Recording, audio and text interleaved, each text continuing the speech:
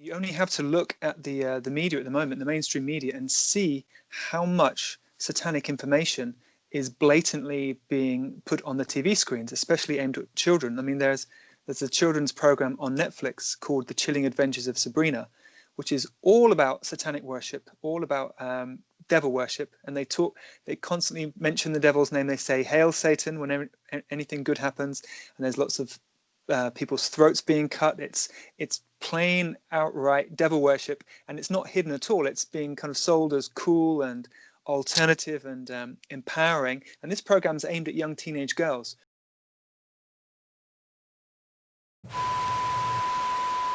Hello, witches. There's something I'd really like to talk about today with you guys. It's about worshipping Satan. Mortals always talk about it like it's a bad thing. It is a bad thing, though, isn't it? But in a good way. Not only will pledging your allegiance to Satan make your life better, but it's actually quite easy. With just a few short steps. You too can live a life most only dream about. Numero uno, sign the Book of the Beast. What's one little signature? Sabrina made it look like a really difficult decision, but it's not. But, take your time if you need. A dark baptism is way better than a sweet 16. I did get a free little black dress and a new haircut. Didn't you kinda lose your soul in the process? Well... Next, attend the Academy of Unseen Arts. It's where you'll learn to hone your craft. And grow more powerful than you could ever have imagined. You can be doing necromancy, potions that can, kill people. Plus the teachers are excellent. And then you will get to be involved in all the brilliant, delicious bits of the Church of Night, like Feast of Feasts. A little cannibalism never hurt anybody. Well, it hurt somebody. Some people may think that the Dark Lord is intimidating. Have you seen him? I mean, he's really just your average hooved man-beast hybrid that lurks around in mines. And he has teeth in his stomach, and he will haunt your dreams.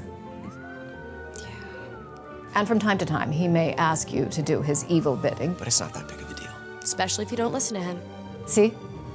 Worshipping the Dark Lord is easy. And you only have to kiss his hoof once a week. Praise Satan. Praise Satan. Praise Satan. Praise Satan! Praise Satan.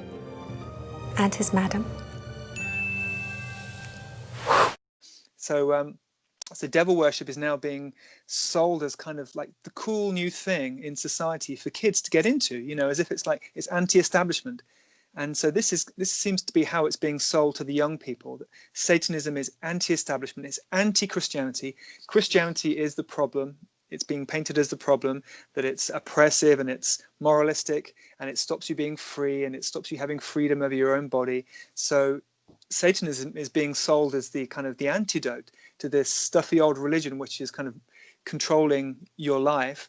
And if you just get with Satan, then you can, indulge in every desire you want and all your sexual desires, and you can be sexually free, and you can have power and all this. So, that's one example. And of course, Billie Eilish is another very mainstream example that a lot of her songs reference Satan, and she mentions Lucifer in All of the Good Girls Go to Hell. So if people don't believe that Satanism is real, all they have to do is switch on their TV screens and look at what their kids are watching, on Netflix. Netflix is a good example. And they can see that the screens are rife with satanic information and messages. Why do you think that is? Why do you think the media is trying to sell Satanism to young people? With Satanism, a lot of their priority is targeted at children and youth. They know, perhaps sometimes they know it better than we do, that the future of the society is in the hands of the children and youth. And they want to influence and control that future by influencing and controlling those young people while they are still young and cultivating them to become faithful servants of the devil, so to speak. So they put in a lot of effort and resources into targeting these children and youth. I have come across many instances where individual Satanist abusers that I knew about were getting jobs as teachers or teaching assistants only recently, just a few days ago, I was visiting and looking around a primary school in England that I know has been infiltrated by Satanists. They want to get into all those positions where they can access children easily. They want to be able to target the children, to indoctrinate them, to abuse them, to make them become like themselves, and to become servants of the devil. And another important thing to note is I referred earlier to the Antichrist. The Christians would refer to him as the Antichrist. Yeah.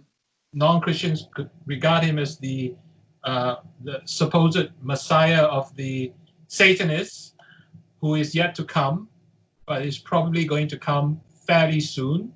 Mm-hmm. They have to prepare the children for that coming by indoctrinating them now. So by the time he comes, when they're older or have reached adulthood, they will become the faithful foot soldiers of the Antichrist and support the Antichrist. Yeah. Every totalitarian system targets children, and Satanism is a totalitarian system to the nth degree. Yeah. For example, well-known example, Hitler Youth. Hitler Youth were there to turn children into good Nazis, good future Nazis. Yeah. Communist pioneers in Soviet Union, there to turn children into good communists, faithful communists. The Satanists, and I think this is so important for people to understand, are preparing the way for the rise of the Antichrist, or if you want to call him the Satanic Messiah. They are also going to be the foot soldiers and enforcers of the Antichrist when he comes to power, because he needs people to enforce his very draconian rules across the world. And those will be the Satanists, just as Hitler had the Nazis to do his dirty work for them, to enforce his rules on the people he controlled. So too, the Antichrist will need his foot soldiers to do his bidding. And so we need to understand in this context what the Satanists are preparing for in the future. Their global objective is to prepare the world for the coming to power of the Antichrist. Their global objective is to dominate the world. And they are making a lot of progress, sad to say, because people don't know, don't understand, don't want to know, and don't want to face up to the evidence in front of them. There's plenty of evidence of Satanist ritual abuse, but they don't want to accept it, because if they accept it, they have to be accepting a radical new view of society and of the country they live in, which they hadn't accepted before. It's too radical a shift in their view for them to accept. So they refuse to accept the evidence of SRA that's right in front of them. Yeah, I understand. Yeah. I think there's a word for this, cognitive dissonance. Yeah. And they just can't handle the truth. But if we want to effectively battle Satanism and SRA, we have to accept the truth and deal with it. And I suspect this is the sort of opposition or indifference that took place in the 1930s when Churchill was trying to warn the British people about the threat of the Nazis to Europe. It was just such bad news. Yeah. That's right. Yeah, people would rather be in a happy dream than in a dark reality. Ignorance is bliss. Exactly. So he ended up as the voice in the wilderness on this, but he was proven to be right. Yeah. I'd love to be proven to be wrong, that the Satanists don't take control and that they don't dominate our society and enslave us. But unfortunately, I think it's going to come if we don't make a stand and if we don't fight against SRA and the belief system behind it. If we don't make a stand, then they are going to get what they want. Yeah. And that will include corrupting children across society to turn them into future Satanists and faithful followers of the devil. We already see a general acceptance of Satanist thinking in the media, including children's media, which would have been unheard of just 10, 20 years ago. Absolutely. Things are moving so quickly in that direction. Yeah, that's right. Yeah, exactly. Well, can we talk about SRA now? Because as you say, it's like it's a thing that the Satanists most want to keep hidden is their practices, their ritual abuse of children. So when did you first discover that satanic ritual abuse was actually happening? What was the kind of moment your eyes were open to this? It was in the early 1990s. At that time, there was relatively more coming out about SRA in books and even in the media. And I did some reading on it, and a few years later, in 1993, I was approached by an English MP who had an SRA issue referred to him, and he asked me to help him with it. And I ended up visiting a place where there were a lot of SRA survivors who were receiving counseling, and they all suffered from dissociative identity disorder, commonly known as multiple personality disorder. Okay. And some of them were changing from one altar to another.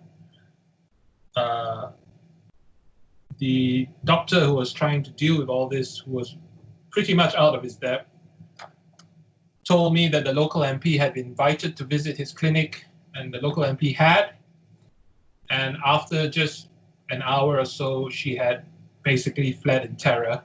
That's what he said to me, because surprisingly, she was so shocked by what she saw. And that was my introduction to the issue. I was seeing the issue from the end result of what happens to the victims. Right. Okay. And it opened my eyes to see just what a huge destructive impact was made on the victims who had been through this hell of SRA. Yeah.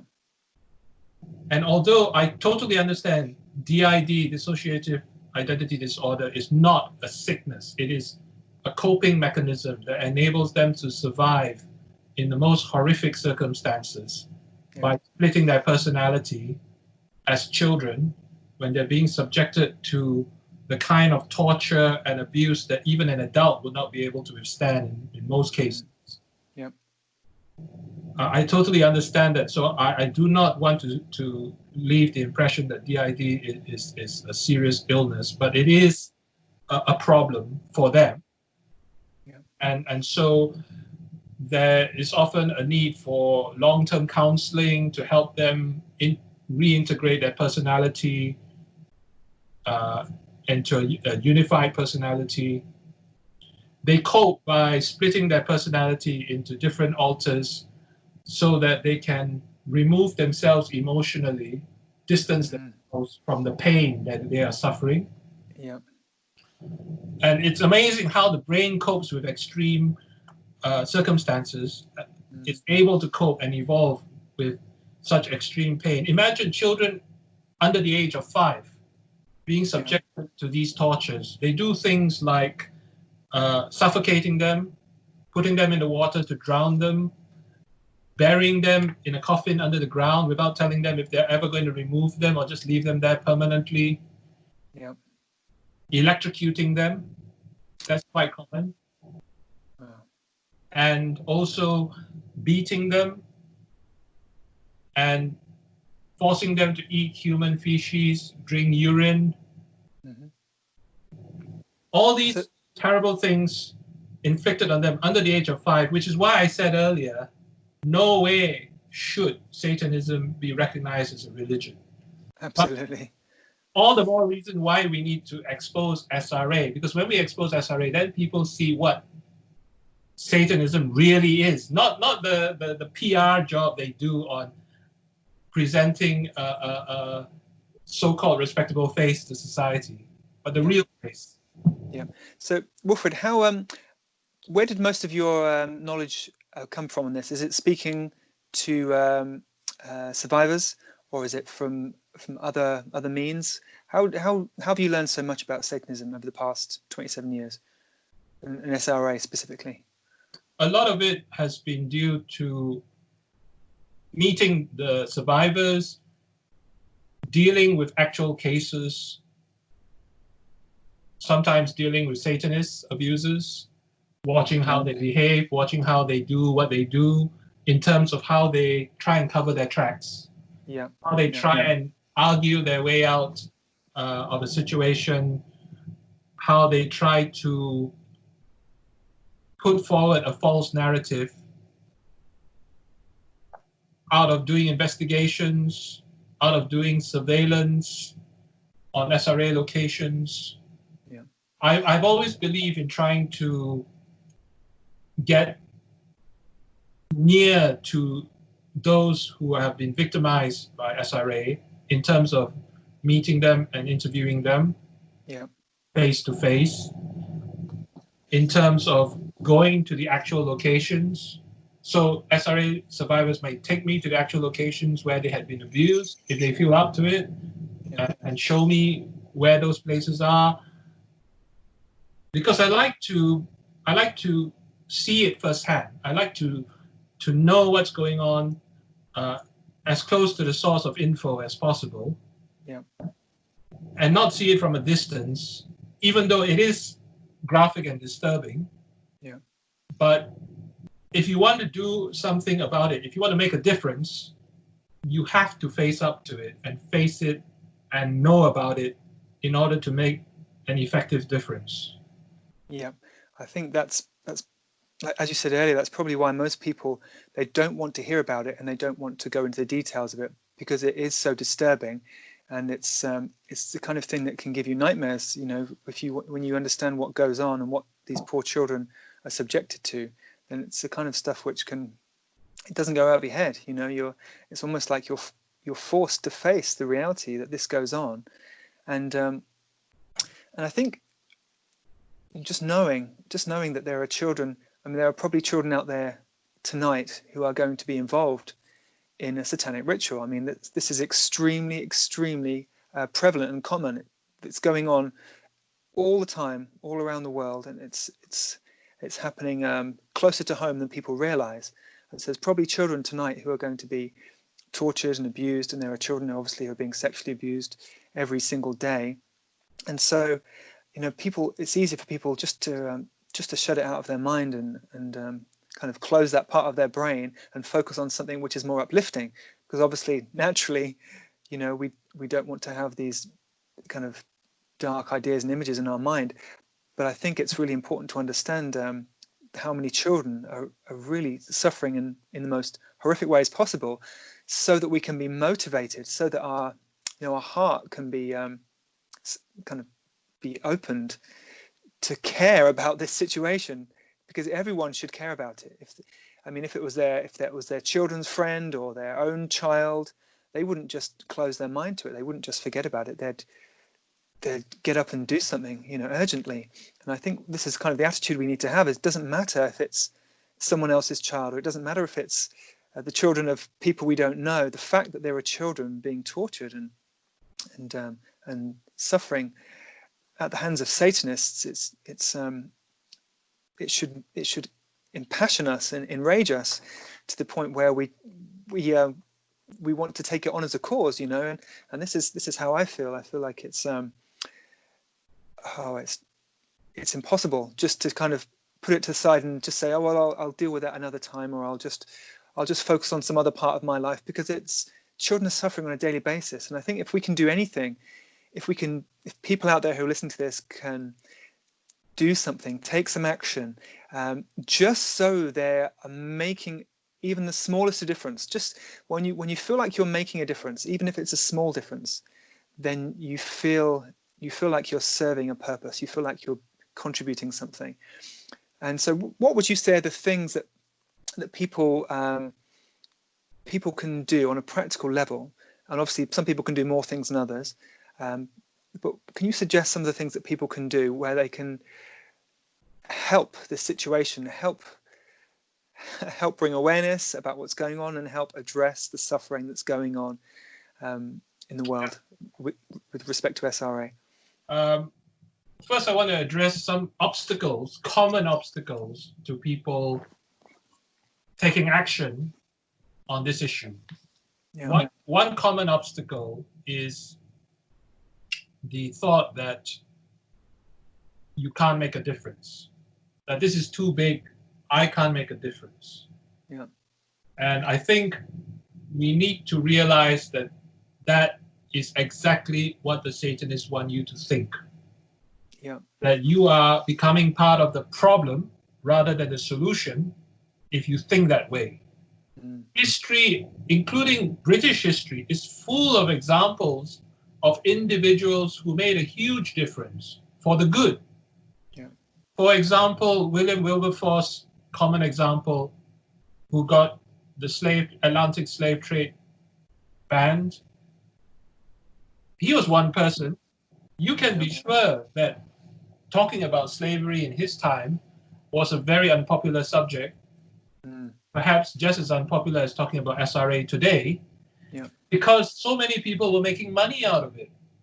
And so many people had gotten used to the evil of slavery, just as so many people today have gotten used to the evil of SRA, and kidded themselves that, oh, it can't be true, or if it is true, it's only very small. Mm-hmm. So we need to overcome these common obstacles in our minds first, which is, I can't make a difference. Of course you can. And if you are doing it as part of a big group, and we have a growing group of people who want to make a difference, then you'll be even more effective.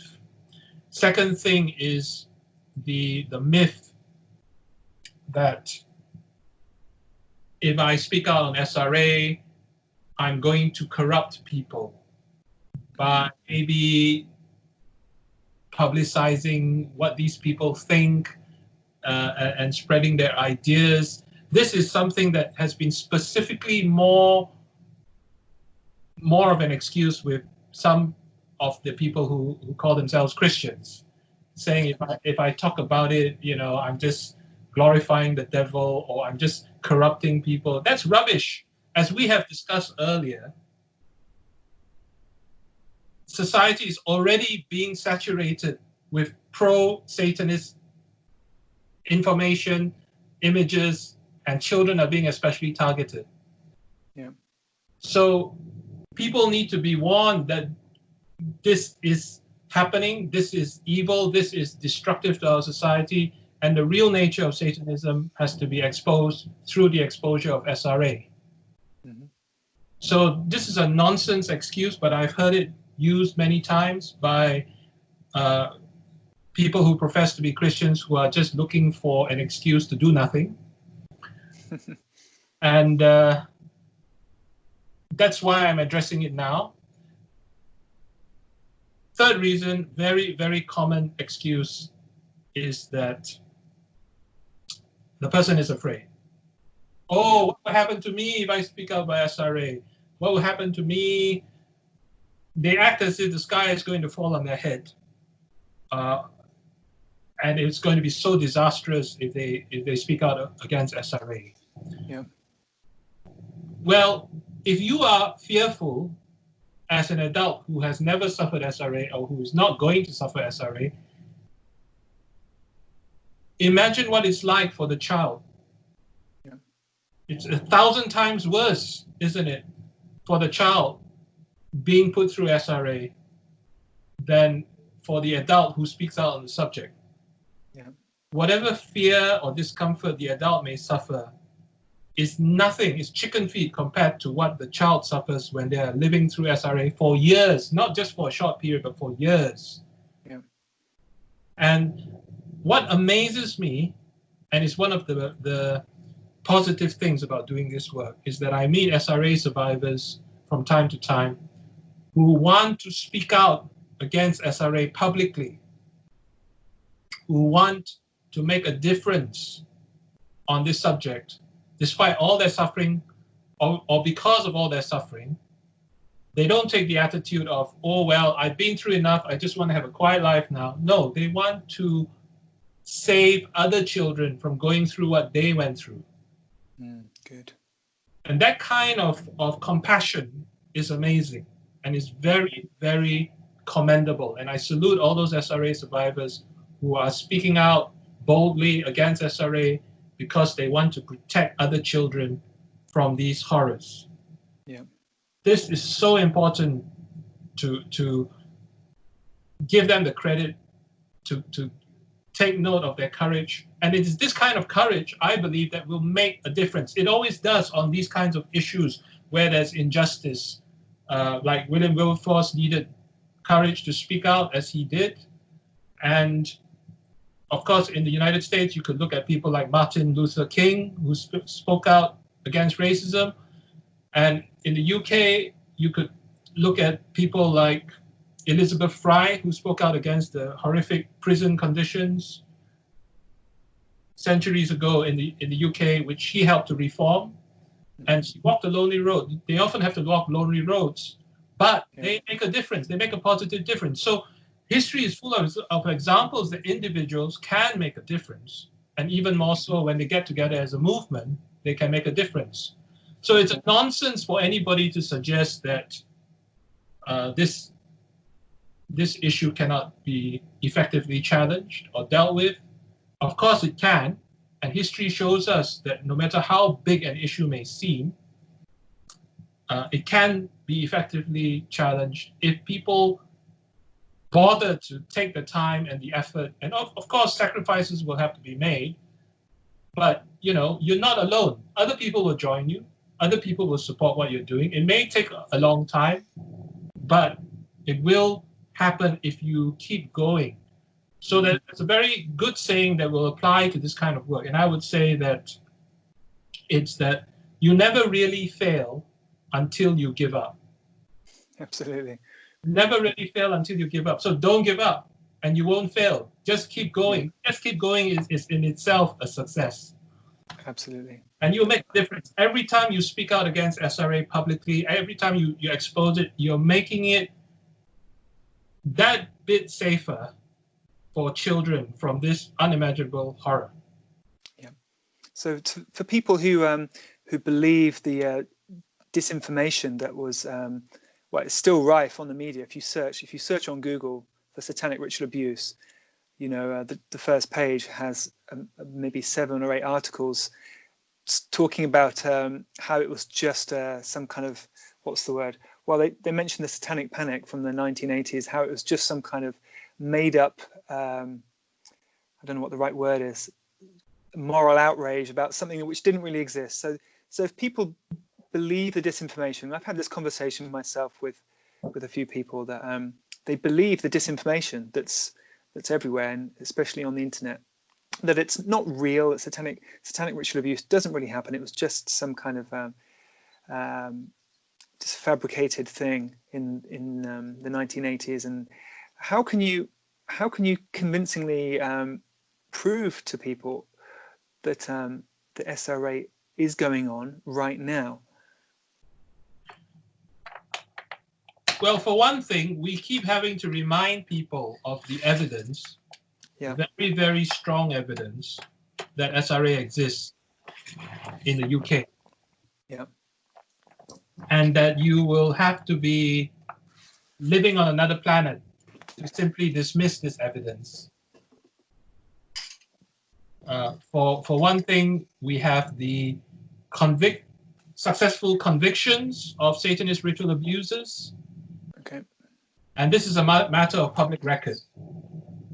And if people want to research it, by all means, go ahead and research it. At the time when these cases were successfully convicted, the media would have been reporting on it as well. Yeah. And of course, the Crown Courts will have records of these prosecutions and the transcript of the trials. These were trials where the SRA evidence was openly shared at the trial. It wasn't dressed up as child sex abuse or anything else. It was just given as it openly. And the convictions were successful. Now, bear in mind, it's pretty difficult to get a successful criminal conviction in the UK courts because there's so many measures put in to require the evidence to be of a high standard. Of course, in the criminal courts, it's beyond reasonable doubt, which is a pretty high standard. Yep. And the fact that they managed to satisfy this standard of beyond reasonable doubt also points to the fact that SRA has been proven in this case to be beyond reasonable doubt. Yeah. So, for example, on March 11, 2011, Colin Backley, the leader of a Satanist coven, was convicted at Swansea Crown Court of more than 20 sexual offences against children, including 11 rapes. He and other Satanists had ritually abused children in Kidwelly, Wales, where their coven was based. The children, some as young as 11, were subjected to organized and systematic abuse by Backley, his wife, and 2 women coven members.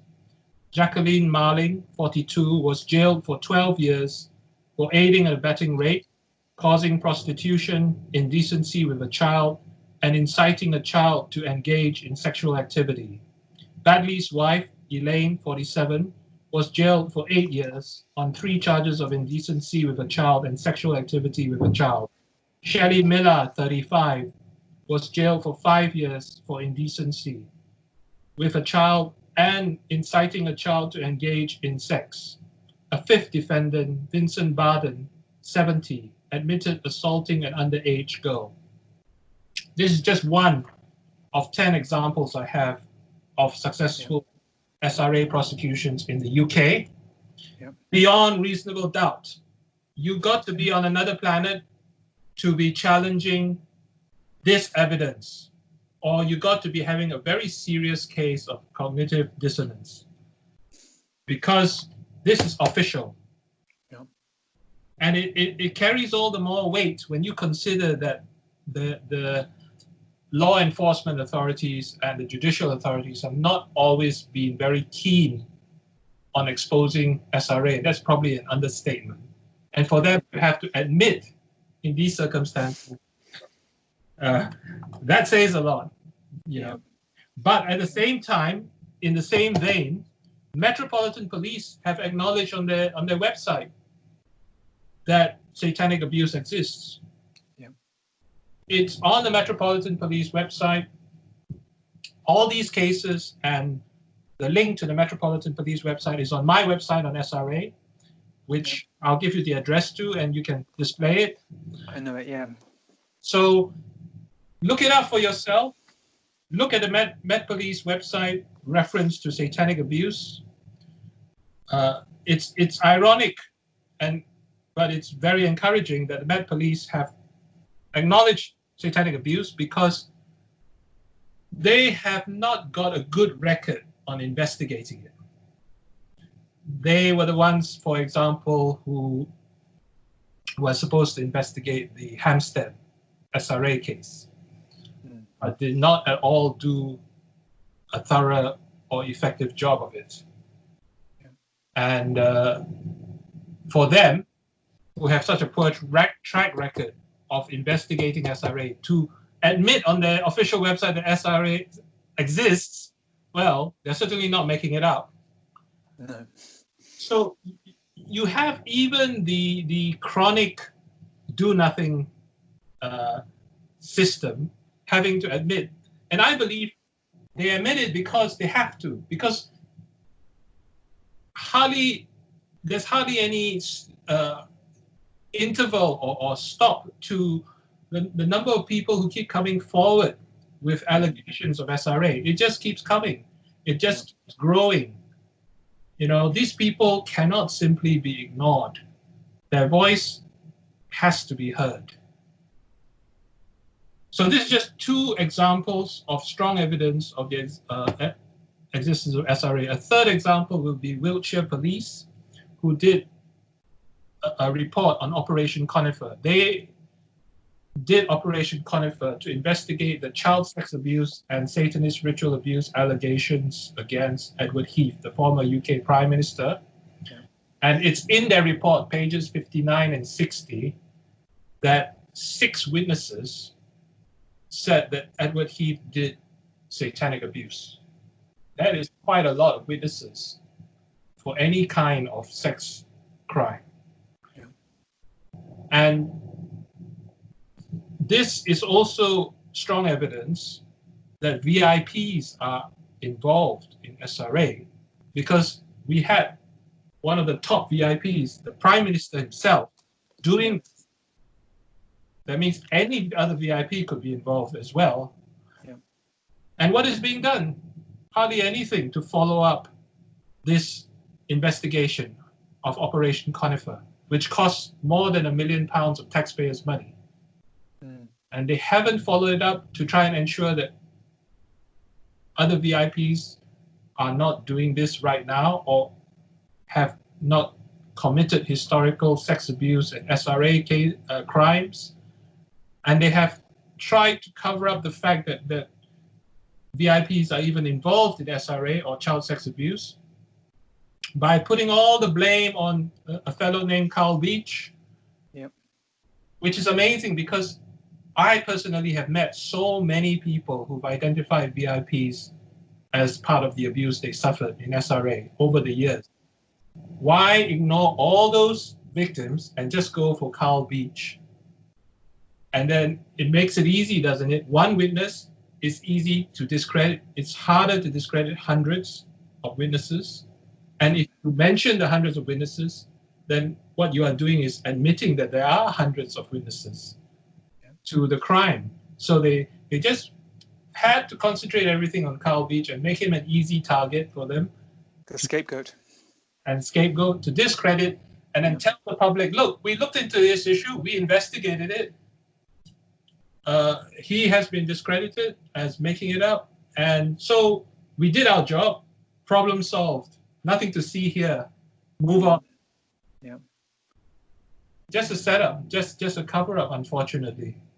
But if we keep going and we keep challenging them on this and questioning them why they aren't acting on these, on what has been found about VIP abuse, what has been found and admitted about SRA,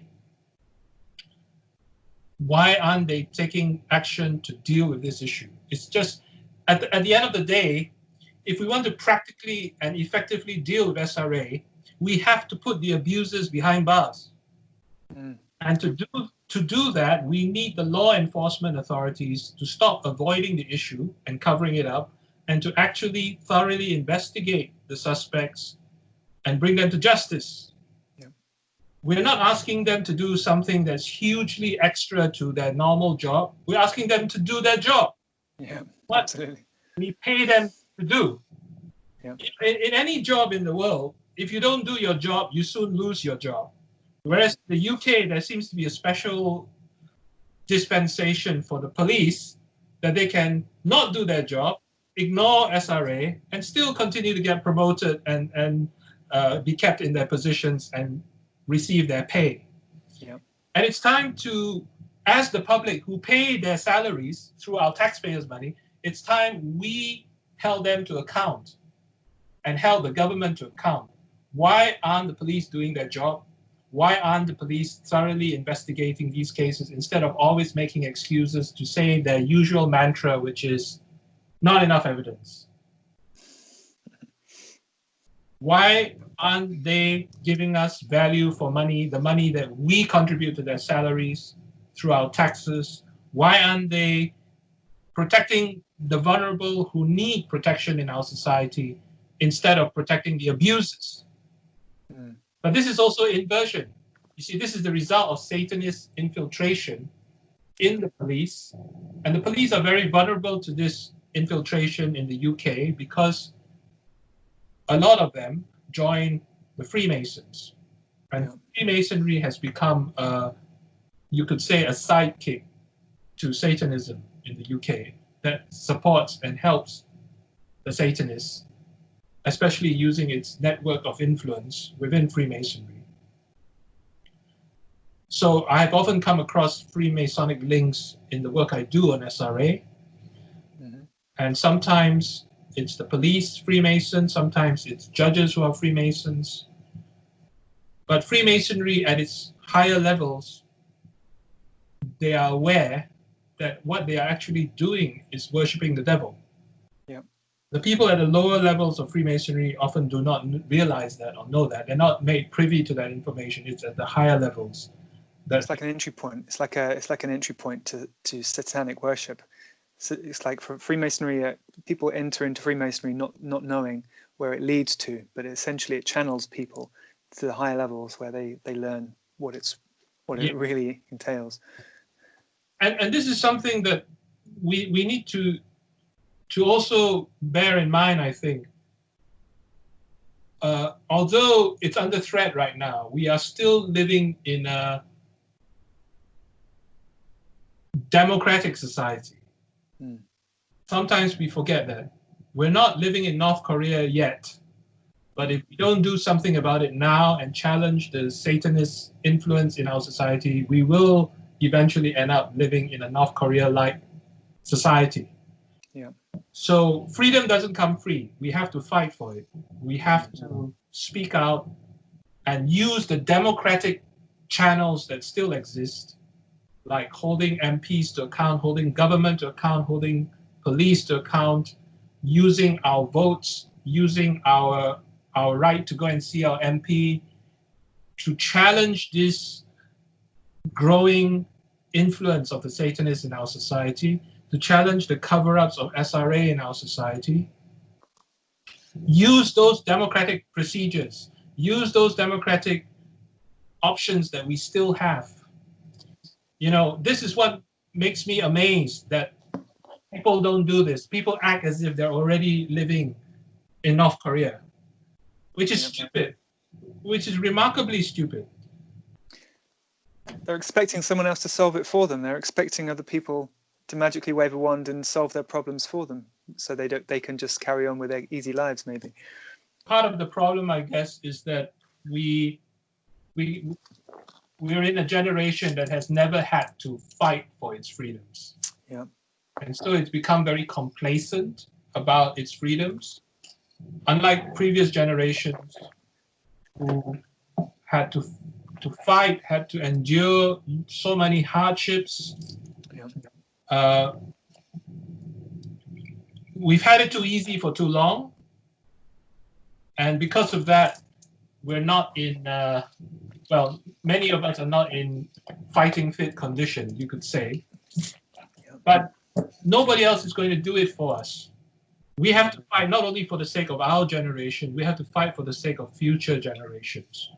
We don't want future generations to look back at ours and say that was the generation that did nothing while this evil was taking over our society. That was the do-nothing generation. That was the cowardly generation. That was the chicken generation. We don't want to go down in history as that. We want to go down in history as the generation that stood up to this evil, exposed it, and fought it. And I believe we will not lose if we do that.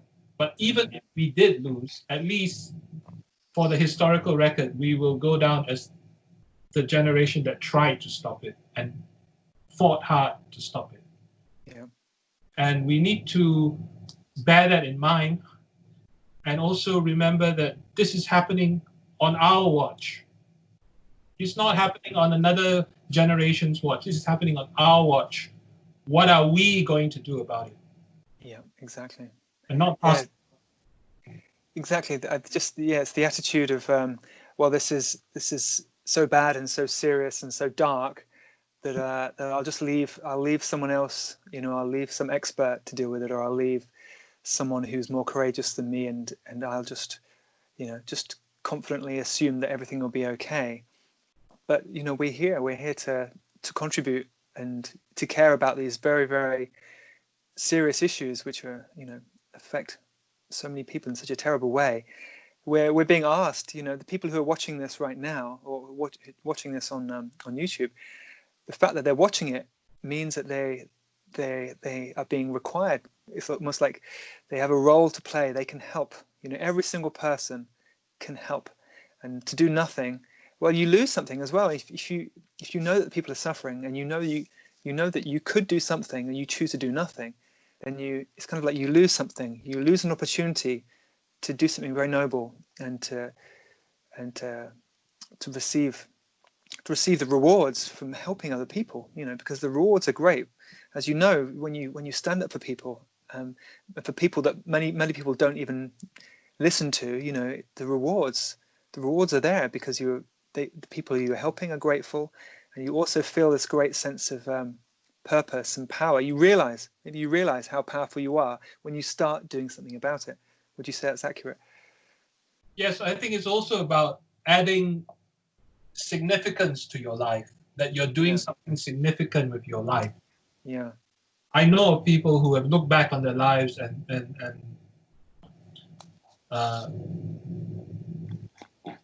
thought that they had not done anything of significance. Yeah. Now, sometimes they are mistaken in that, but sometimes, unfortunately, they may be right. Mm. We all have an opportunity at some point in our lives to do something significant, and that usually involves doing something good and compassionate for others. Yeah. And that is a real measure, I believe, of success and of living well. Living well is not about self-indulgence or having as much money as you want or having all the luxuries you want. In fact, that is part of the problem in our society. Our society has worshipped comfort, worshipped their comfort zones. And SRA challenges them to get out of their comfort zones, and many of them don't want to. Yeah. But it's only when you get out of your comfort zone, I believe, and I say this from personal experience, that you actually really grow as a person. Yeah. If you want to talk about self-actualization, if you want to self-actualize, you have to step out of the comfort zone. Yeah. Ask any award-winning athlete. They have to step way out of their comfort zones to get to a high level of performance. If they thought, oh, well, I don't want to wake up early in the morning, it's just too uncomfortable. Not going to practice today or tomorrow, only when I feel like getting out of bed, then of course they're never going to reach that level of self-actualization to actualize their potential. Yeah. So when you're stretched and when you're forced to step out of your comfort zone, it's usually the time when you really grow. And it's usually the time when you are able to realize that you can actually achieve more than you imagined. It's just that you didn't push yourself. Yeah, you didn't try. You didn't even try. Or you didn't try. Yeah. And so in previous interviews with others, I've mentioned that there are people who seem to just want to be chronic spectators. And that's sad. They just want to sit and watch and not do anything to make a positive difference. Yeah. And unfortunately, sometimes those are the people who also criticize the most. Yeah. Who won't get into the arena, but will just make lots of comments and criticisms, but won't lift a finger. Yeah. Actually make a difference. It's about making a positive difference. Yes, there's a lot of darkness in our world. There's growing darkness in our society. But what are you going to do? Are you going to go out and be a light and shine some light in our society to add to what light there is still out there? Or are you going to increase the darkness by simply doing nothing? Are you going to be part of the solution or part of the problem? And there's a very wise saying that it's better to light a candle than to curse the darkness. Yes, exactly. And so we have to add to the light that is being brought into the darkness. Even if what we do is not very extensive, at least we're adding some light. Yeah. And that has a double meaning with SRA. It's adding light to the darkness of SRA, but it's also adding light to the light that exposes SRA. Yeah. And do you feel that's the top most important thing is just to make people aware that this is happening all over the world, in much higher degree than most people even realize. Is that the number one thing for you? I think it's not just about awareness raising. It's awareness raising and taking practical action to make a positive difference. So it can be in the form of telling all our friends and social network about it.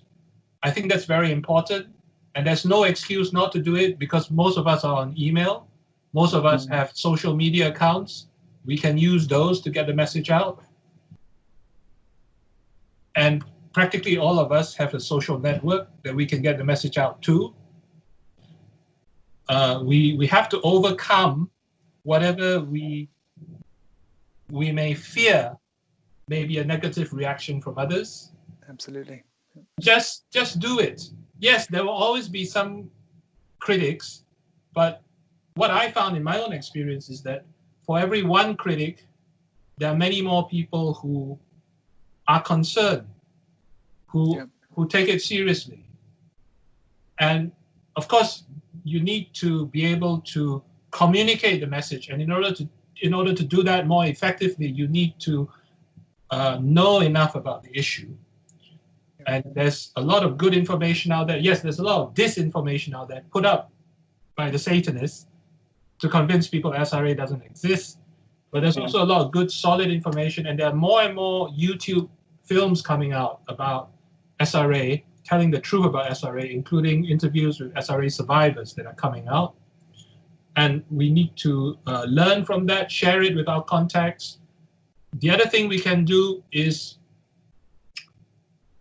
where suitable, write letters to influential people, including our MPs, bringing SRA as a general issue or SRA as a specific case of SRA to their attention, asking for action to be taken by the government or by the police on this issue, and urging our MPs to get involved in raising these issues.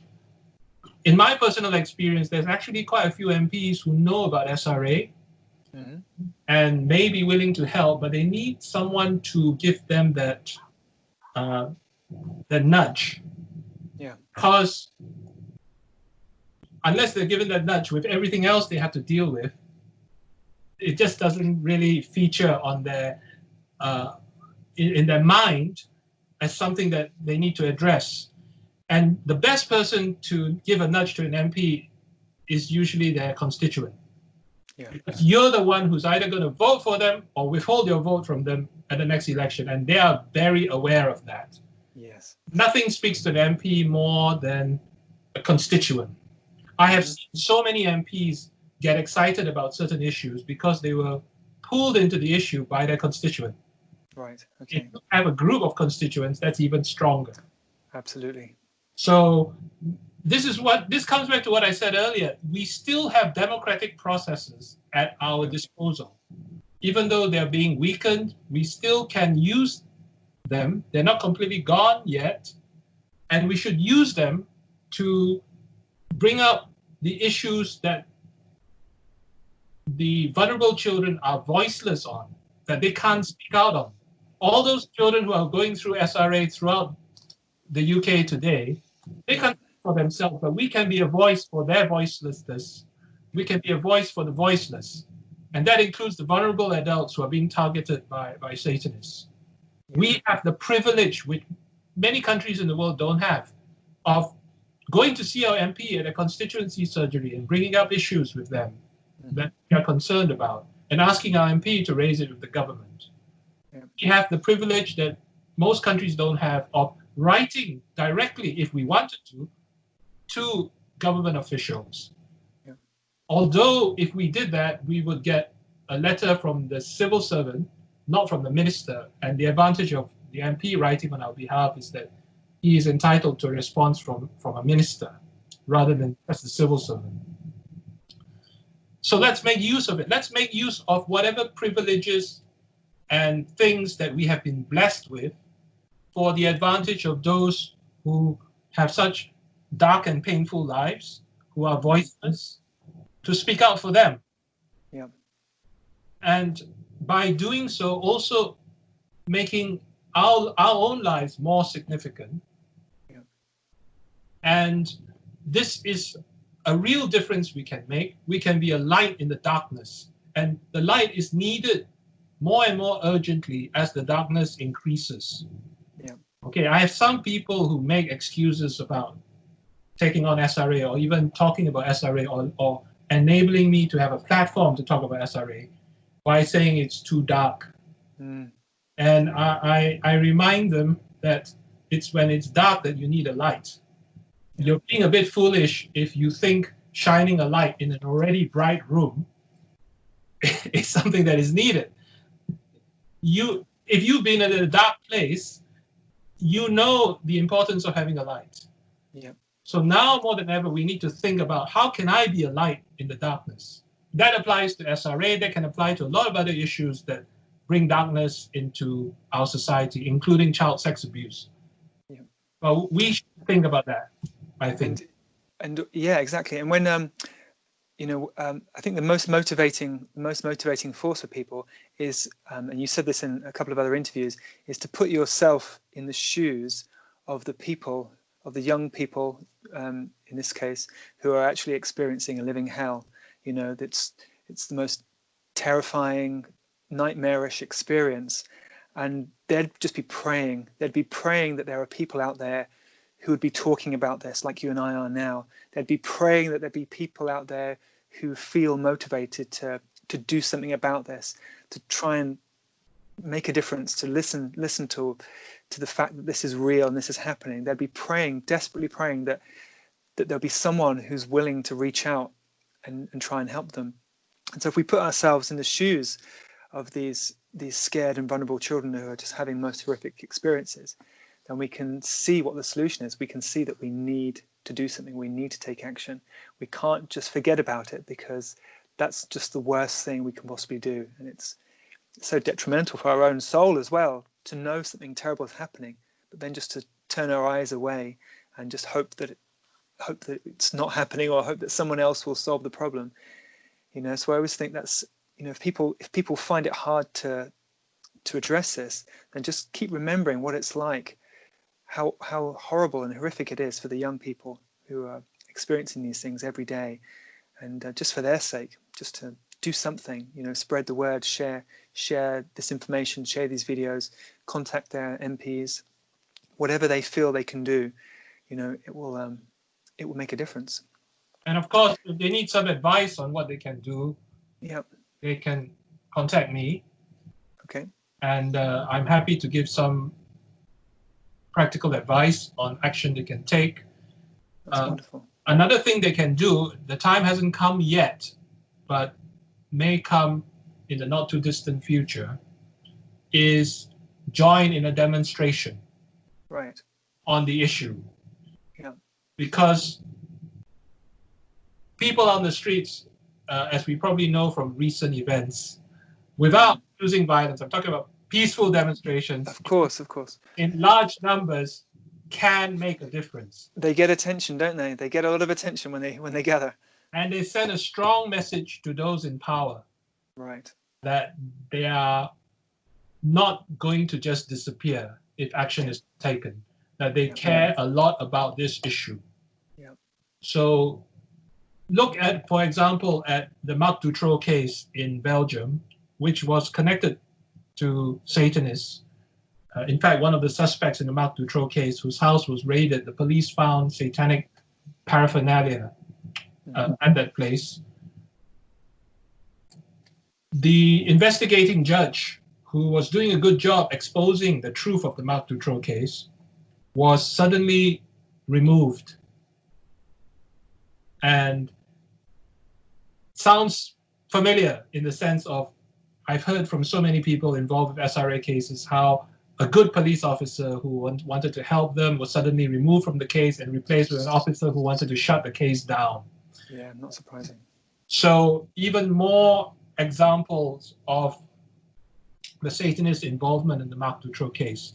And I think the higher-ups who thought, okay, we've got rid of this judge, it's all sorted now, case closed, did not bargain on the Belgian people. The Belgian people took to the streets more than 300,000. Wow, I did not know that. And the Belgian fire brigade joined in and used their water hoses to aim the high force of the water at certain government buildings to get the message across. Wow. And that broke the will of the people who were covering up the issue.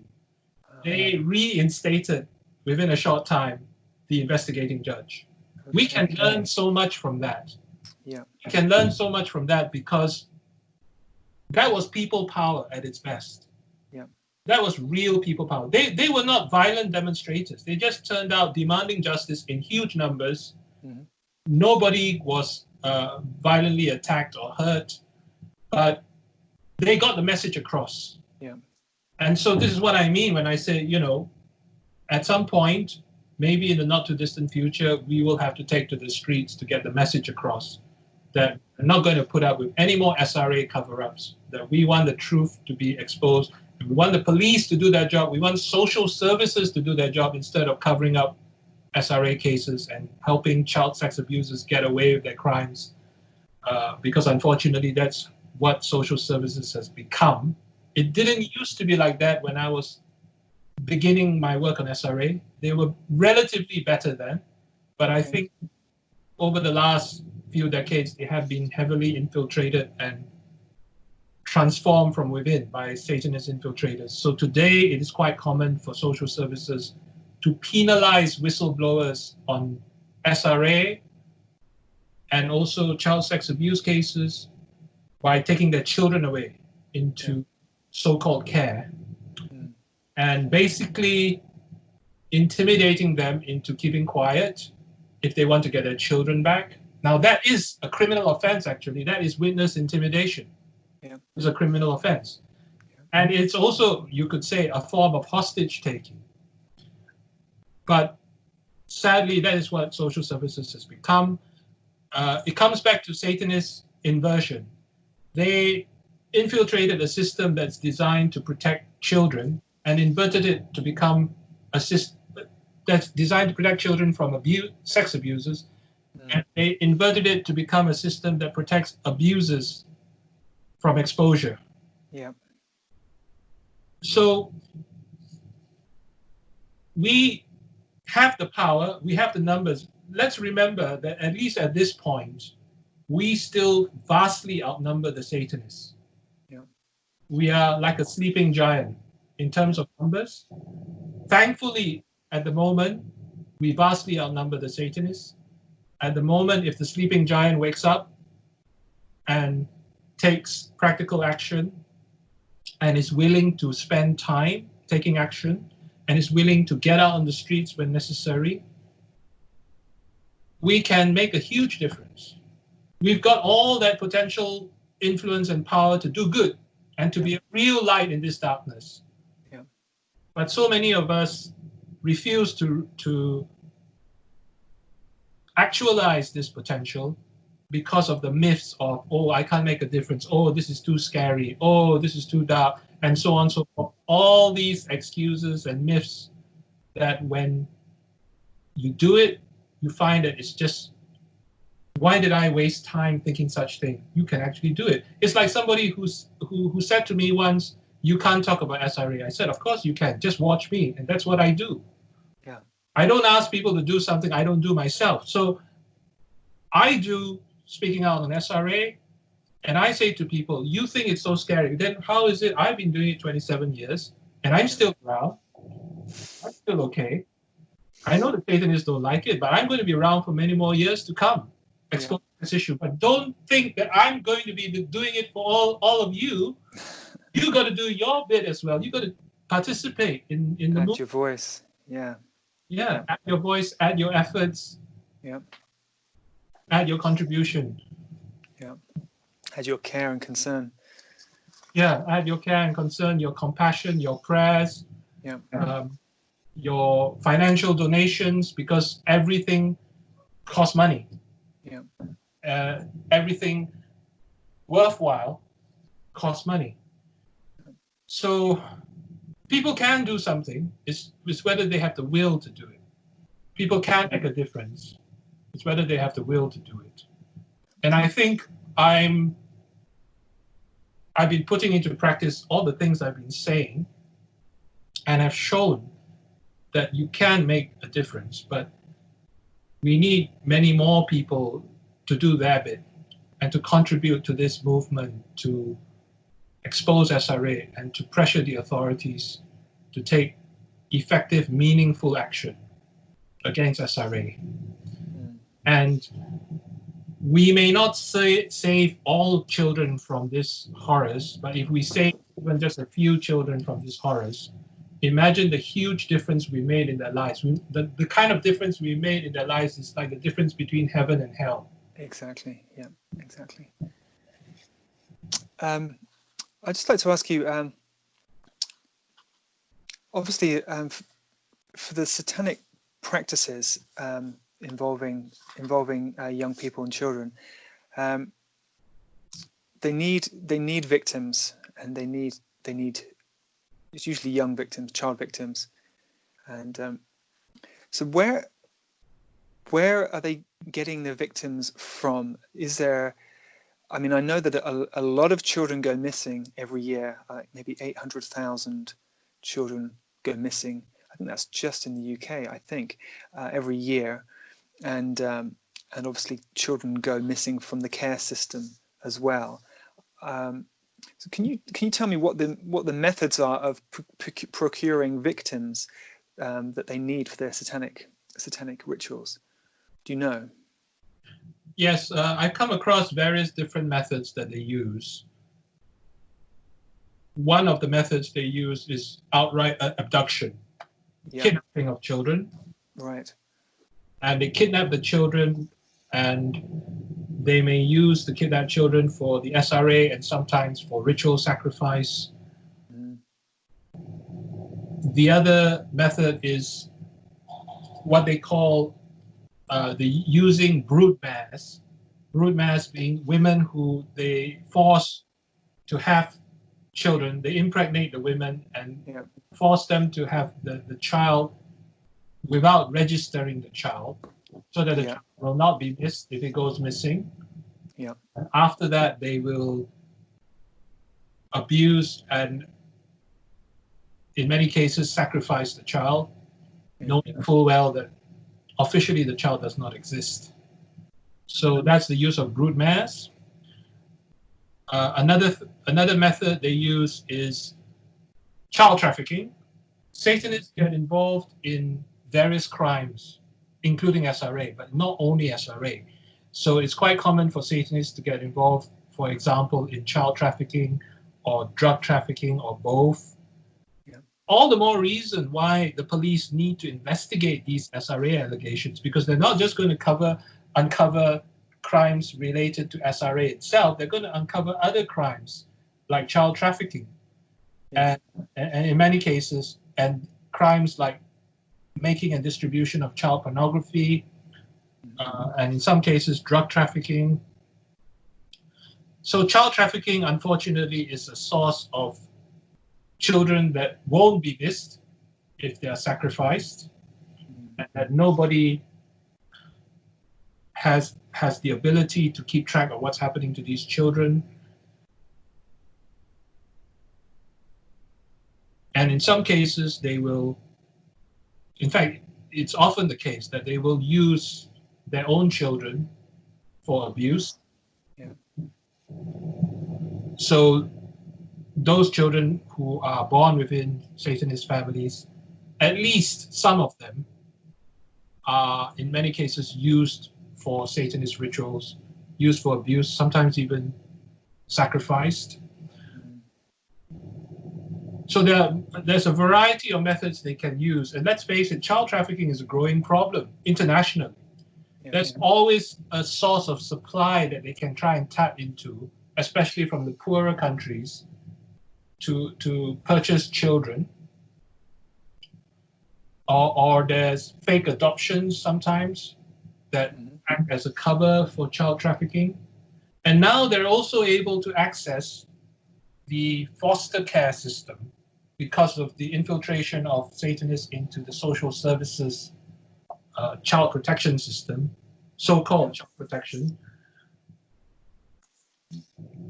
and get children from foster care to abuse. Yeah. Because in most cases, when the birth parent loses the contact with the child, they will not know where the child is being passed on to, and they get lost in the childcare system. Yep. And children in care, we should know by now, children in care are often abused, either child sex abuse or SRA or both. They're easy targets once they're in the care system, especially when you have social workers who are themselves abusers or Satanist ritual abusers. They are practically defenseless. Who's going to speak out for them?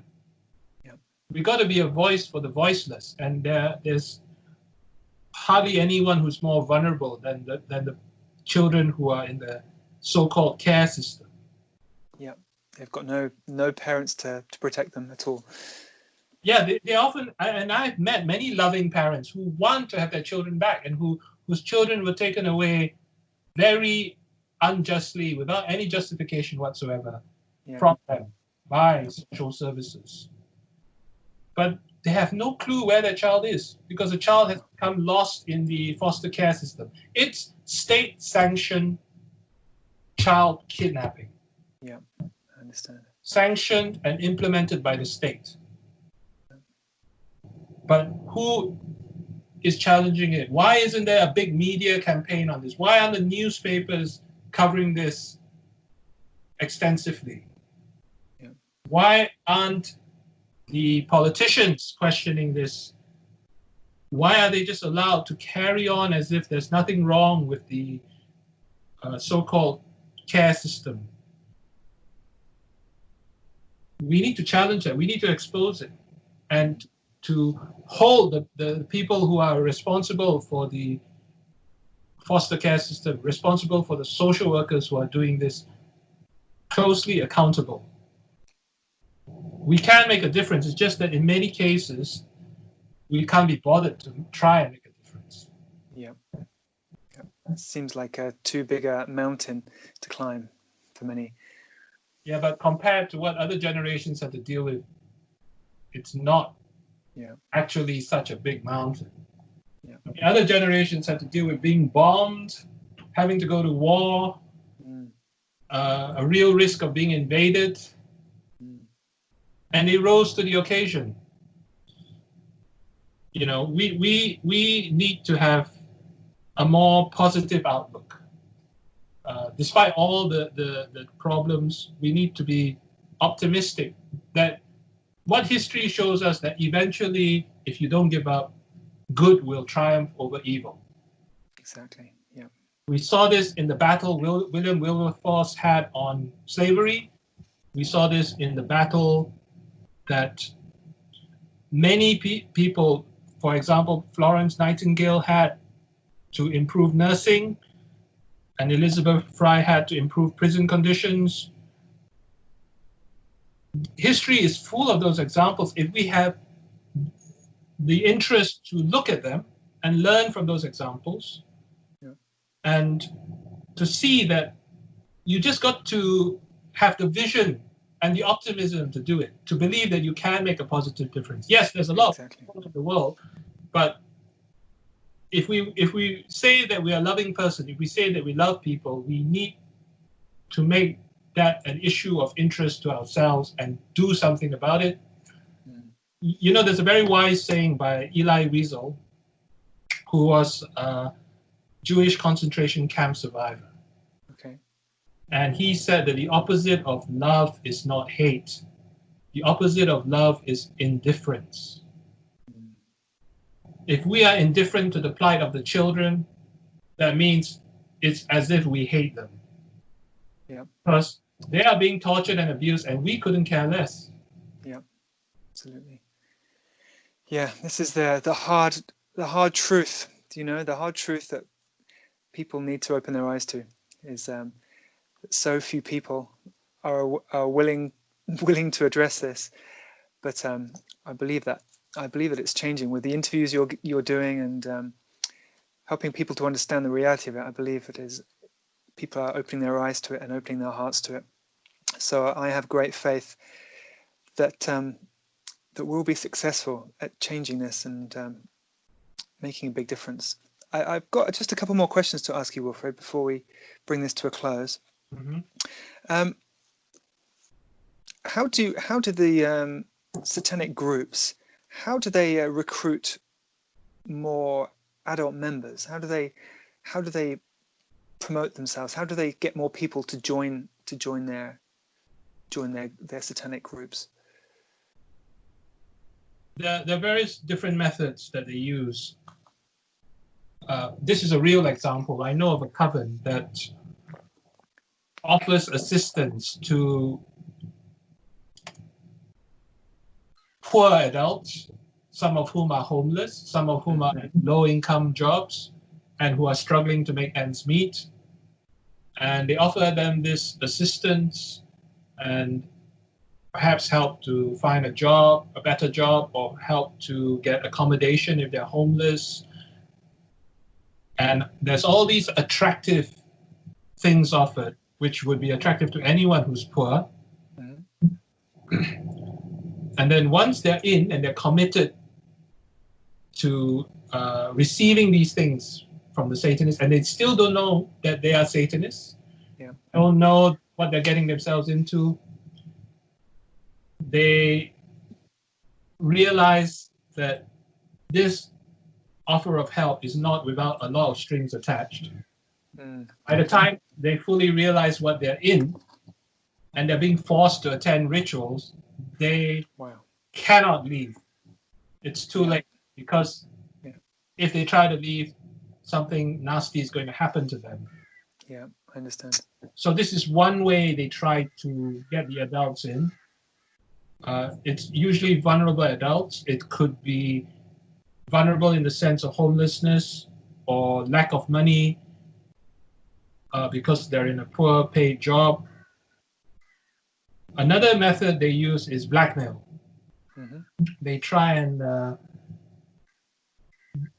get an adult to compromise themselves and secretly film it, or they know that a certain person is involved in compromising activity and they set up a secret filming of it. And then they give them the ultimatum that if you don't come and join us, we are going to expose you with this film.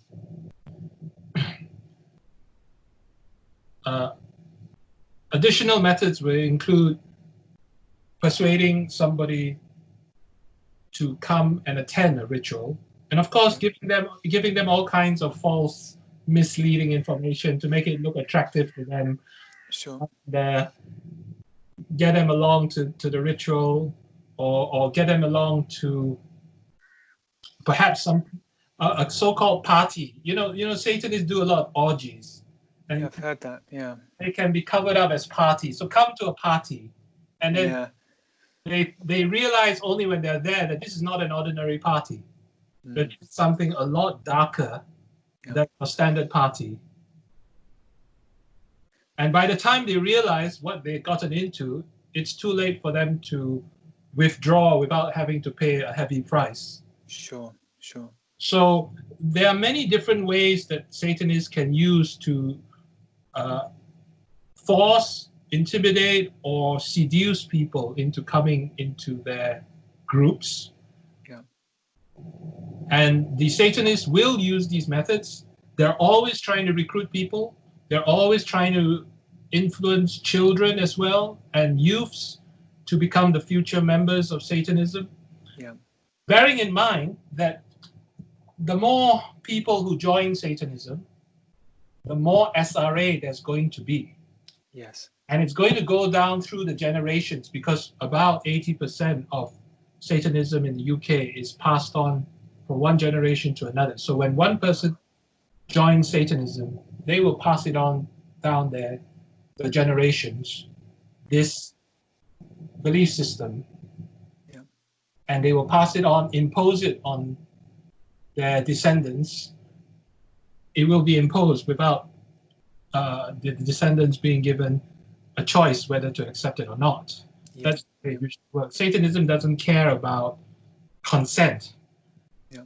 And as I said earlier, they are very much into enslavement, enslaving their victims and enslaving their members as well.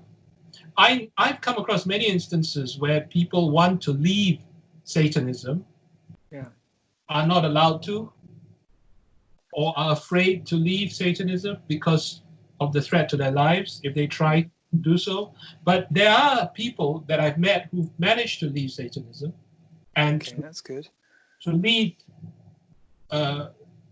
lead good lives and fulfilling lives, productive lives after leaving Satanism. So it is possible.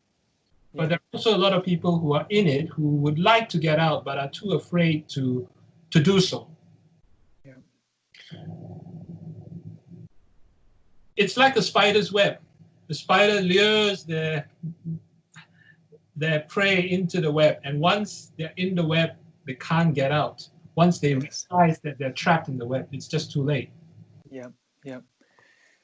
Because given how widespread Satanism is, then there could be a lot more people out there who are possibly watching this or watching other videos on YouTube who are involved in Satanism, who are caught up in the web, and they want to get out. You know, they're desperate to get out, but obviously they're too afraid. They fear for their life. If you were to speak to those people, if you were to have a message for those people who are caught up in this horrible situation, and they're just desperate to get out, what would you say to them? I would say it's like making a sacrifice temporarily, even though it may be pretty painful for a while, for your long-term freedom. Yeah. You need to take the long view. Don't look at the present difficulties or the present pain of trying to get out. Look at the long-term freedom you will enjoy once you're out, to have a new life, to have a better life, to get out of the hell that you're trapped in. Mm. So take the long view. Most good things in our life, especially when they have a big long-term impact on our lives, will require sacrifices of some kind. So what motivates us is that we look to the more positive future we're going to have once we've made those sacrifices and gone through the difficult period and got to the other end. So I would say that to those who are trying to get out of Satanism. I have met people who got out of Satanism and have led pretty good lives afterwards, much better than what went on when they were in Satanism, and no regrets whatsoever that they got out. But it's a bit like escaping from prison. Yeah. You know, what motivates people, and I've always been fascinated by the amount of sacrifices people are willing to make to get out of prison. Because they know that all these sacrifices will be well worth it once they're outside. Yeah. So they will do anything and everything, and you've heard all the stories about people slowly tumbling their way out of prison bit by bit. With a spoon. And you marvel at their commitment and their sacrifice, but they're motivated by the freedom that lies on the outside of the walls. That's it. Yeah. And if they are feeling guilty, and I've met a fair number of ex-Satanists who felt bad about what they'd done when they were in the covens. Yeah. You can make amends by helping to expose this evil. Yeah. Satanists are not all powerful. People often attribute to them more power than they actually have. Yeah. They can get out and they can live a safe life. Of course, it might be wise to move somewhere far away and be very careful to not let their whereabouts be easily found. Mm-hmm. Obviously, avoid being in the phone directory. It's possible. It's been done. It can be done. Yeah. So get over the mental obstacles, because what Satan is trying to cultivate in their members and in their victims is a slave mentality. Yeah. You can't make any difference in your lives. You can't. And you're not free, and you're it's like and also a fear mentality as well. Would you say that they can't possibly we are your master and you are. Yeah. We can do anything we want to you. You can't do anything. Yeah. We powerless. You're powerless. All powerful. But one thing I've learned is that Satanists often try to appear more powerful than they really are. Right. Okay. So don't take that at face value. Yeah. And I often will challenge people who say, oh, if I do this, I'll be killed. I said, that's nonsense. The Satanists in this country, yes, they occasionally kill people who they see as a threat, but that is very occasional. Mm. Most of the time, they will not dare to do that because it will raise questions. It may focus the spotlight on them, and they need to keep a very low profile. That is all part of their strategy. Yeah. So I say to people, do not go around saying, oh, if I speak out, I'm going to be killed. That's nonsense. That's exaggeration. That's exactly what the Satanists want you to think, so that you never dare to do anything. And they rule by fear. Fear is one of their biggest weapons. I understand. It's psychological control, isn't it? Yes. Yeah. You can be enslaved if you think like a slave. But if you're exactly. a free person, they can't enslave you. Yeah.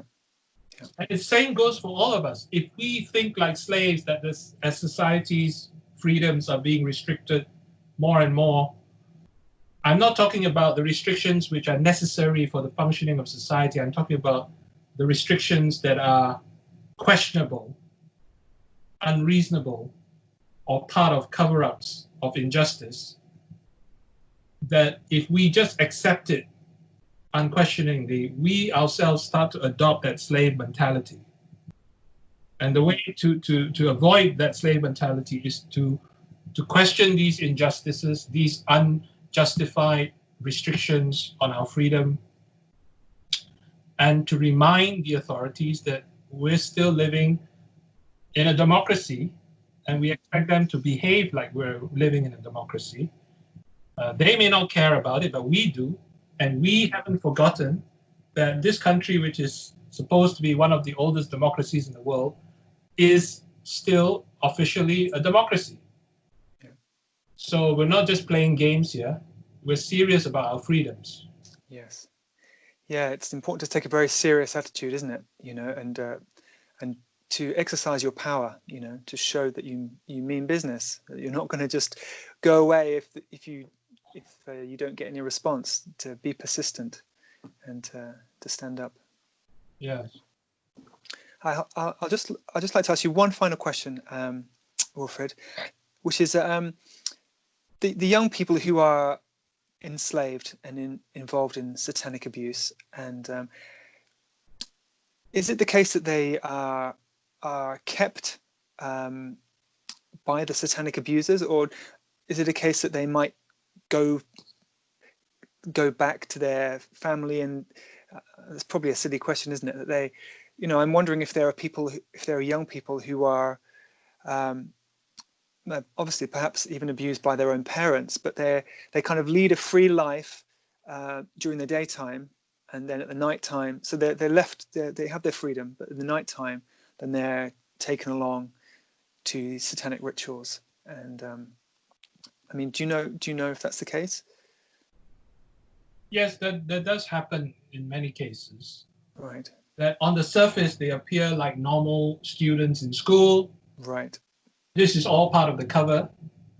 That this is a normal family with normal children who are okay as far as the teachers can see. Yeah. Or reasonably okay.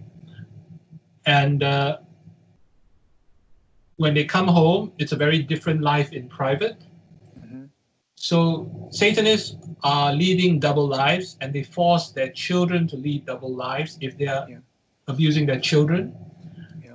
They will regularly, and sometimes in a very vicious way, remind them of the consequences if they speak out about what's happening to them. Yeah. Okay. When they torture them, sometimes they will say to the young person, this is going to happen to you if you speak out. Keep quiet, keep silent. They will threaten them even regarding anyone that they know that these young people love and are closely emotionally tied to.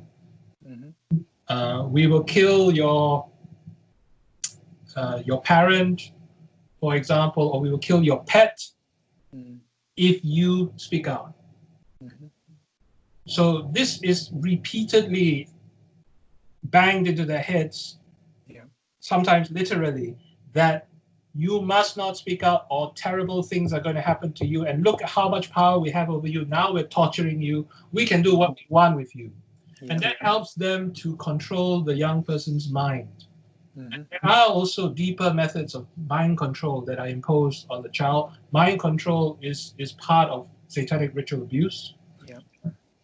And they will reinforce that message repeatedly because they know, Satanists know well, that if you control the mind, you control the person. You don't have to surround the person with prison bars.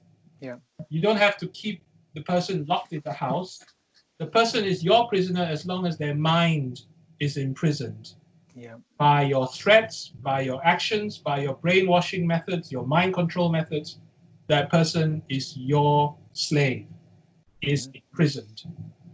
So I've met plenty of SRA survivors who were, through a combination of threats and mind control, found it difficult, very difficult to speak about what the abusers did to them, who the abusers are.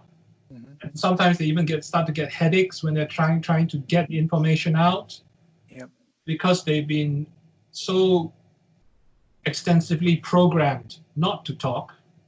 And this is the one thing that the Satanists fear so much, is exposure. That's why I keep saying we need to expose them.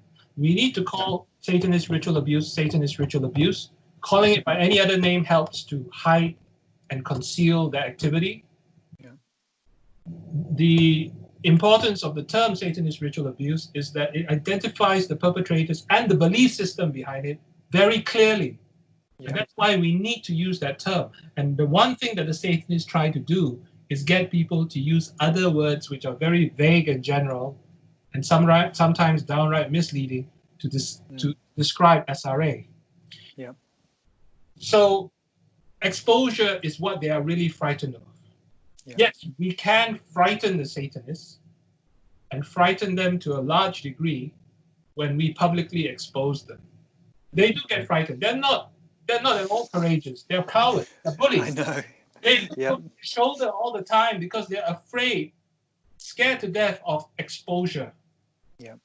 They know that one day it may well be the case that somebody is going to say, we know you're doing this.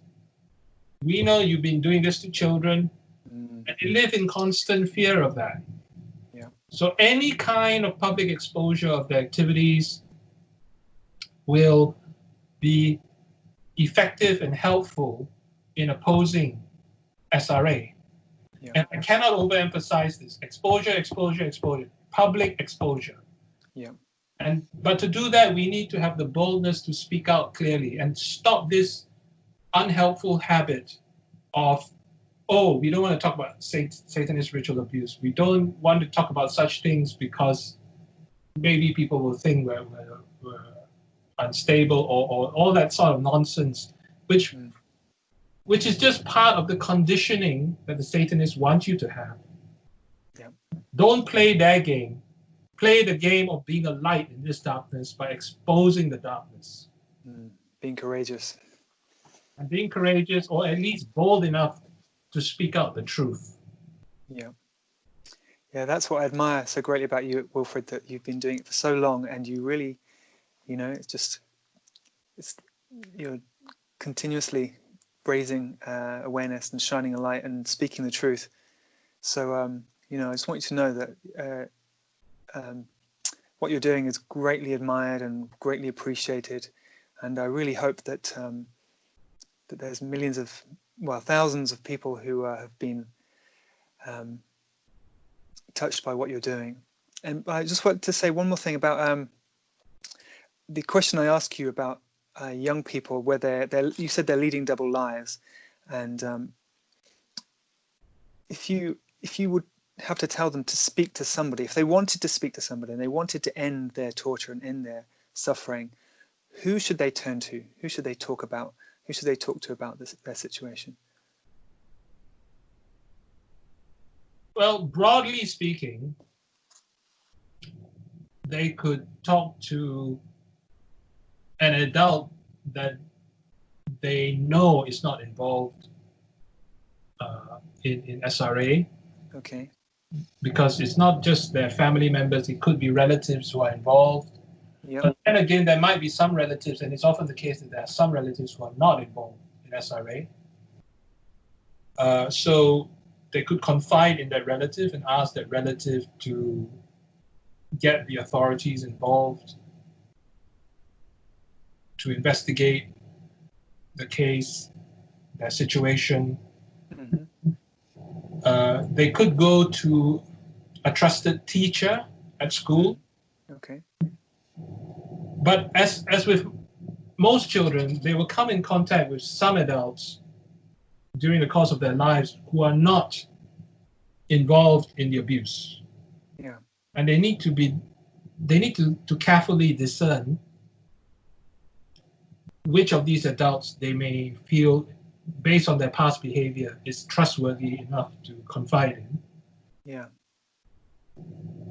It's hard to know, isn't it? It's hard for them to know who to trust in situations like this. It's not an easy discernment, but it can be determined from past conduct. Like children will often have closer relations with some relatives than others. I knew, for example, of an SRA case where the mother of the abuse victim, of the SRA victim, was not involved in SRA, even though her daughter was. So she's the grandmother of the victim. Wow. So in that particular victim's case, it would have been logical to go to the grandmother, because the grandmother demonstrated a real compassion or love for the child. Yeah. That's why I said look at past behavior. If the adult has been sincerely compassionate towards the child in the past, then chances are higher that that person is going to take the child's disclosures seriously. Okay. Because they demonstrated a past track record of caring about the child, not just in words, but in deeds. Actions speak louder than words. Go look at the actions. Yeah. So this grandmother at the time, quite a long history of showing love to the child. Yeah. And would you recommend particular organizations? Would you recommend they contact you, or do you think there are other organizations they should contact? Yeah, they could contact me if they wish. My email address is displayed I can put it in the description, yeah. Or some of the organizations that are supposed to be helping children. For example, Childline. Childline, okay. Do you recommend that? Do you recommend them? I don't actually know how active they are on this issue. Okay. I know that they have received SRA concerns shared with them by children in the past, Okay.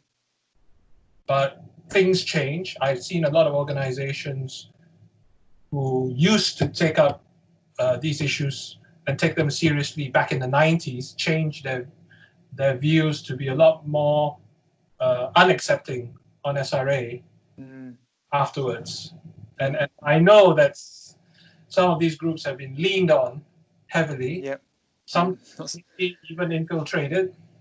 Mm-hmm. So I'm not close to Childline, but I just suggested it as because they have this telephone helpline that's supposed to be helping children.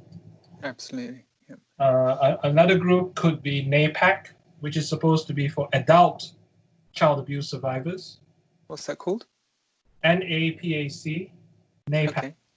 Okay. Which is supposed to be for adult child abuse survivors. Yeah. But I believe that they know about SRA because they receive quite a few contacts from adult survivors of SRA. Mm-hmm. Okay. Have you heard of an organization called Survivorship from the US? No. It's for survivors of ritual abuse. It's just called survivorship.org.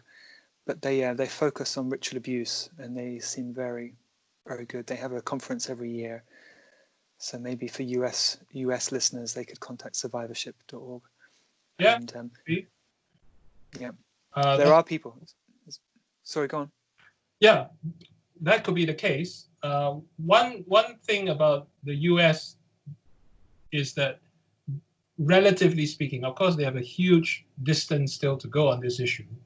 But relatively speaking, they are paying more attention to talking about SRA openly and having a more open examination of the subject, generally speaking, than in the UK. Okay. I think part of this is because the US is, relatively speaking, a more open society than in the UK. Yeah. So they still, I've seen a lot of Americans complaining that not enough is being done on SRA in the US, and they still got a huge distance to go, and they're right. But when I compare to the UK, they're still ahead of us in terms of public knowledge of SRA and public talking about SRA. That's my impression. Yeah. And they do more training for their police officers, generally speaking, on crimes like SRA than we do in the UK. That's good. So that in itself is a big step in the right direction. Yeah. In the UK, this pretense that SRA doesn't exist, of course, logically will lead to police officers not being trained to recognize the evidence. So the evidence will be right in front of them and they wouldn't recognize it in an SRA case. Yeah. So we can learn from that, but of course, the US needs to improve a lot as well, but at least we can take some of the examples like the training for police officers on SRA. So this organization you mentioned, if they are survivorship, yeah, then perhaps it's an organization they can contact. But of course, if the victim is in the UK, there is a practical problem of how a US group can make a difference for a UK victim. Do you have people working with you at CASRA? Do you have a group of people who help people at CASRA? I have a network of people. Okay. I mean, put it this way. If necessary, I could get people who are part of my network together to take action, whatever appropriate action is needed to help a survivor, okay, a victim of SRA. Okay, that's good to know. we do have people who we could mobilize to take action where necessary, where appropriate. Okay. Obviously, we would have to also check out the claims that are being made to us about the person being in danger. I have had people coming to me saying that they're in danger. Sometimes it's not actually SRA, it's danger from something else. Yeah. But sometimes, yeah, people do contact me about such things, and there are means and ways to assist them. Yeah. And there are people I could mobilize, but the important thing is to give basic necessary information like the name, the location, street address, for example, the full street address. So sometimes I get people asking for help, but they hardly even mention any of the basic facts that are needed. Okay. And I have to question them to give me those facts to help me help them. Sure, I understand. And to give some evidence to support what you're saying. So, for example, on one occasion, someone was talking very generally and saying that they had evidence to support what they said, but it was very vague about what exactly was the problem and what exactly was the evidence. And it would be helpful to just describe what sort of evidence you've got to show that you are actually being subjected to SRA, and what specifics, details help if you're able to back up what you're saying with some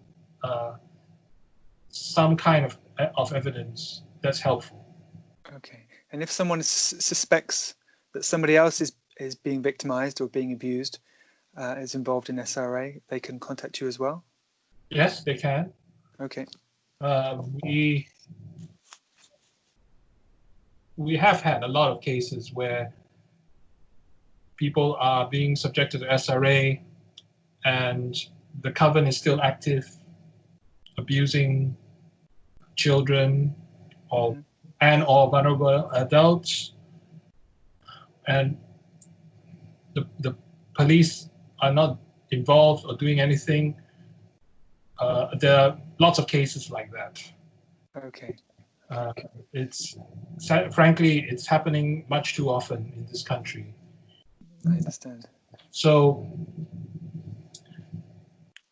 the important thing is reliable information. You know, you do sometimes get people who make very far-reaching claims, but don't attempt to back it up with specific evidence. Right. So that makes it more difficult to determine, is this a genuine case? Is this a real concern? Or is this something that maybe is not what it's being presented as? Sure. So yeah, you know, we have to have some discernment of the approaches that we get, and we have to weigh the evidence, and we have to have the information that's needed in order to help the person or try and help the person. So it's not a simple case of sending a message and saying, I'm a victim, help me, trust me, believe me. Yep. That's it. Well, how to know if this is genuine? It could be genuine. Maybe the circumstances are so extreme and the person is under so much duress that they just can't bring out more information. Sure. And I'm open to that possibility, but I'm just saying that it helps when you're able to provide more details and some evidence to support what you're saying. And that helps us to help you. Sure. It's wonderful that you offer that the option for people, Wilfred, because obviously, you know, there's some people desperate for someone to turn to. So the fact that you offer that option, I think, is very special. So I'll put your website address, casra.org.uk, in the description, and your email address, if that's okay. Yeah. And I recommend that everybody watches the other videos interviews you've done on the internet with Sean Atwood and John Wedger, and there's probably one or two others, I think, but they're the two most recent ones. So I recommend you watch those videos with Wilfred. And I'm guessing there'll be more interviews with you online, Wilfred. Will you continue putting information out there? Yes, definitely. And there are more people who are wanting to conduct interviews, I've noticed. With you? I've been very encouraged to see that there are some SRA survivors who want to put the message out there as well. Great. And are feeling the confidence and the boldness to start speaking out publicly on these issues. So that's an encouraging sign. As I said, things are slowly but steadily shifting towards more and more members of the public wanting to know about SRA. And more and more members of the public having a healthy skepticism about what the mainstream media are telling them and about what the government is telling them. Yes. And I'm not saying that everything the government says is a lie, but I'm saying that they have this bad habit of tending to lie when it comes to SRA. Yes, I know. Yeah. So we need to closely examine that and read between the lines and not simply take what they say about SRA at face value.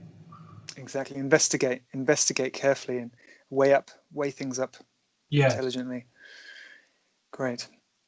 Okay, Wilfred, so we can bring it to a close there. So I just want to say a very big thank you, especially on behalf of all the people who are involved in SRA to some degree and who might be watching, or people who hear about the work you're doing. Thank you for all the effort you put into this. It's very, very special, and it's a great thing you're doing. I can't put into words how valuable your work is. So thank you so much for all the work you do.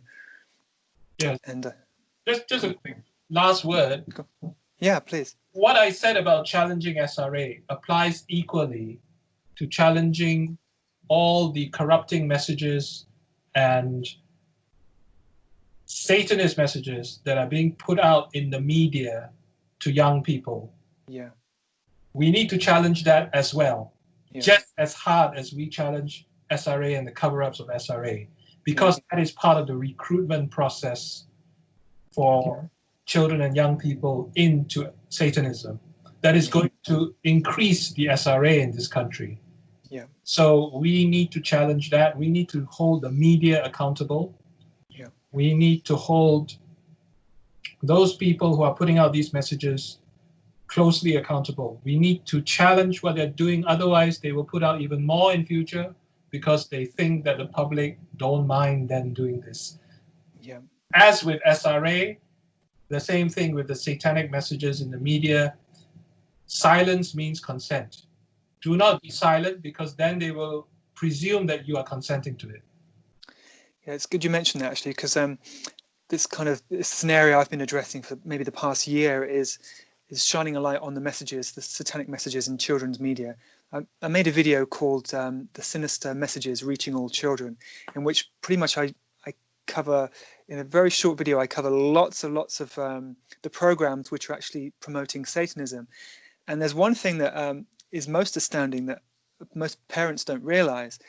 And Netflix is responsible for putting out a lot of very dark information. Netflix is putting out a lot of dark stuff. And Netflix is producing children's programming, which is being produced by one of the world's leading horror film producers. There's a guy called Guillermo del Toro, and his speciality is horror films. I mean really horrible horror films involving children. That's what he does. He makes horror films involving children. But he's now making children's programs for Netflix.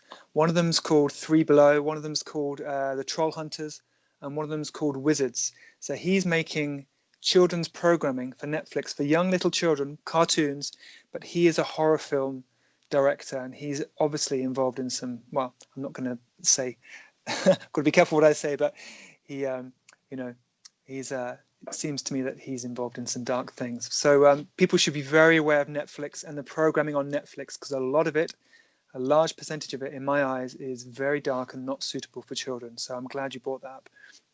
So thank you, Wilfred. I wish you well.